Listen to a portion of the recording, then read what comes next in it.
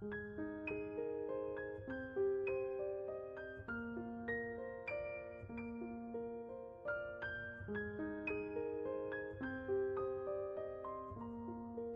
Morning, কেনে আছে?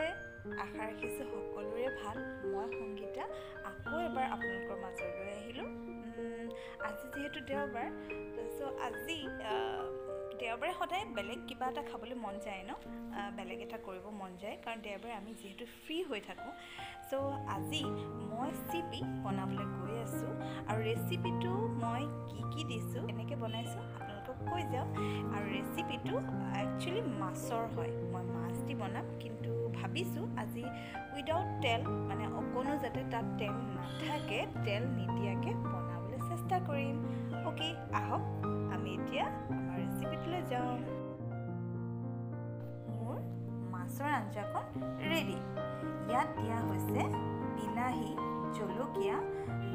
জলকীয়া আৰু নহৰু। এইটো অলপ পুৰি লৈছোঁ, পুৰি লৈ তাক মিক্স কৰি লৈছোঁ, আৰু মিক্স কৰি তাক কেৰাহীত মাছ দিয়াৰ পাছত মাছৰ লগত বিলাহী পুৰা, জলকীয়া আৰু নহৰু যিটো পুৰা, সেইটো তাত দি দিছোঁ। আৰু লগতে অকণমান যিহেতু মানিমুনি যিটো মই কুকাৰত দি পেলাই তাৰ ৰসটো যিহেতু উলিয়াই লৈছিলোঁ, সেই ৰসকণ তাত এড কৰি দি দিছোঁ।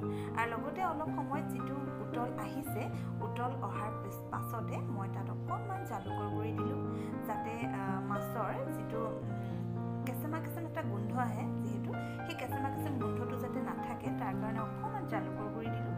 আৰু লগতে ধনিয়া তাত মই অলপ কাটি দিলোঁ। খুব ধুনীয়া এটা স্মেলো আহে, খুব ধুনীয়া টেষ্টো হয়। আশা ৰাখিছোঁ আপোনালোকেও বনাই খাব।